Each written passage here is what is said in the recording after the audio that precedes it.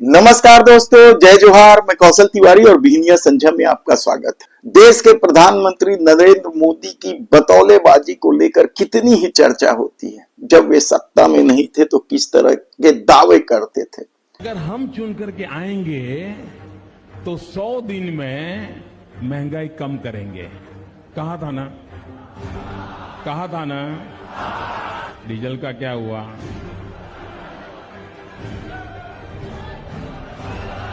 Petrol का क्या हुआ?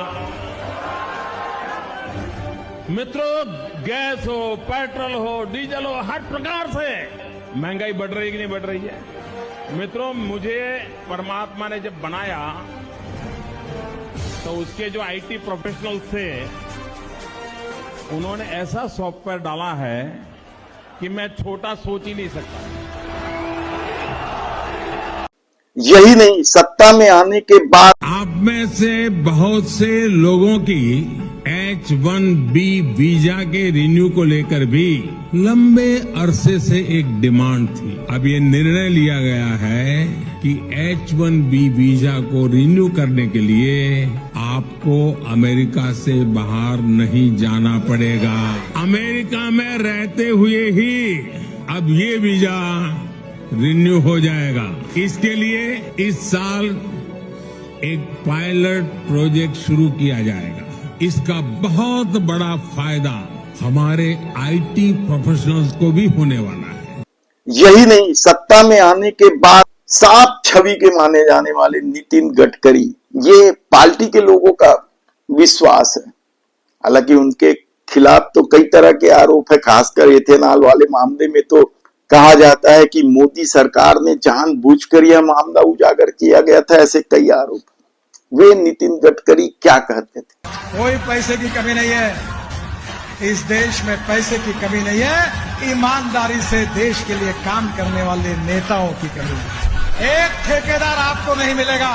और इसके बाद भी लूट मची थी, लूट। लोगों से कैसे कैसे टैक्स वसूले जाते थे। जीएसटी को तो नई आजादी बता दी गई थी। याद कीजिए वो 15 तारीख और वो आधी रात का समय कि किस तरीके से देश के प्रधानमंत्री नरेंद्र मोदी ने इसे नई आजादी बताया था।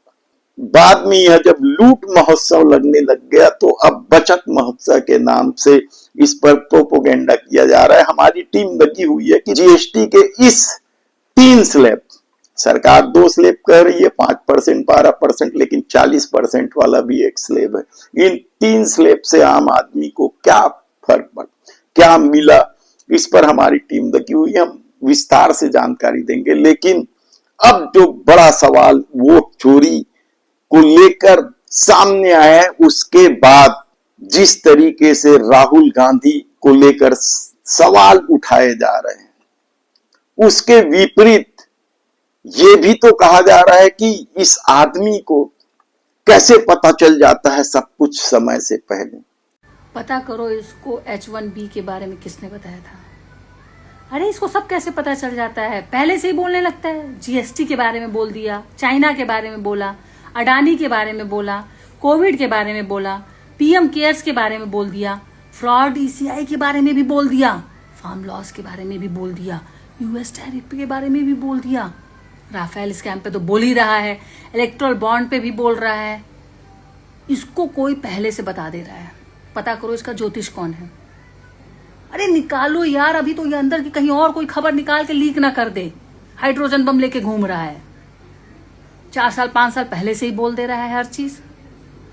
चाहे कोविड का मामला हो, उन्होंने चेतावनी दी थी।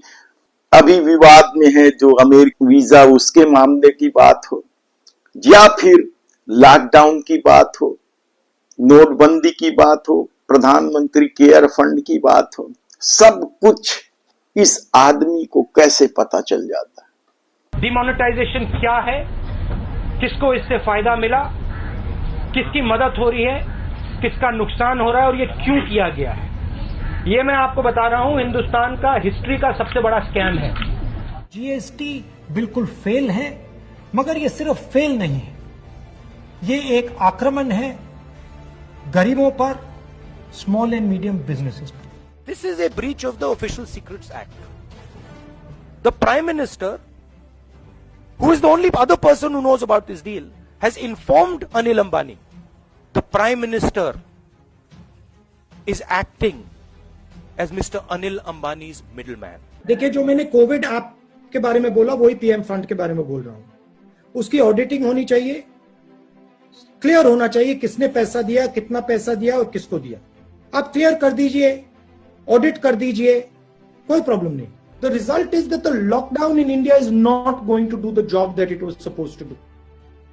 And I am confident that you will now see an increase in the disease profile. Instead of seeing a collapse of the disease, you will now begin to see, as the lockdown opens, an increase in the disease profile. The single biggest strategic goal of India's foreign policy has been to keep Pakistan and China separate. This is fundamental for India. And what you have done is you have brought them together. Mark my words, take it from me. These laws, the government will be forced to take them back. BJP की सरकार ने असंगठित अर्थव्यवस्था पर आक्रमण किया है और आपको गुलाम बनाने की कोशिश की जा रही है। जिस दिन इनफॉर्मल सेक्टर खत्म हो गया, नष्ट हो गया, उस दिन हिंदुस्तान रोजगार पैदा नहीं कर पाएगा। आप ही इस देश को चलाते हो, आप ही इस देश को आगे ले जाते हो और आपके खिलाफ साजिश हो रही है। आपको ठगा जा रहा है और आपको गुलाम बनाने की कोशिश की जा रही है।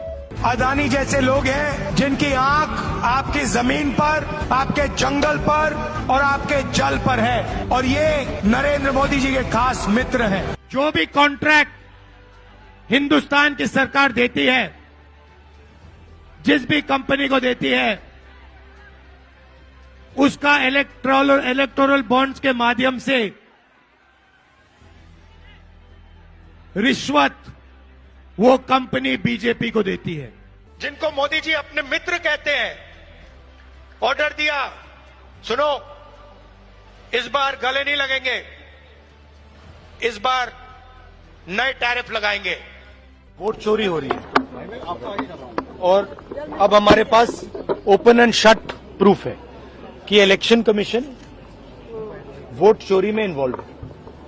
और मैं लाइटली नहीं बोल रहा हूं, मैं 100% प्रूफ के साथ बोल रहा हूं, ठीक है। और आप सबको पता लग जाएगा, जैसे ही हमने ये रिलीज किया, पूरे देश को पता लग जाएगा कि इलेक्शन कमीशन वोटर चोरी करा रहा है। मुझे कहते हैं सही बात बोलने के लिए माफी मांगू। भाइयों और बहनों, मेरा नाम राहुल सावरकर नहीं है, मेरा नाम राहुल गांधी है। मैं सच्चाई के लिए कभी माफी नहीं मांगूंगा, मर जाऊंगा मगर माफी नहीं मांगूंगा। ऐसे में क्या जिस व्यक्ति को बदनाम करने के लिए पूरी सरकार लगी थी, समूचा प्रशासन लगा था, करोड़ों अरबों खर्च किए जा रहे थे, वह बेईमानी हो गया। धन्यवाद।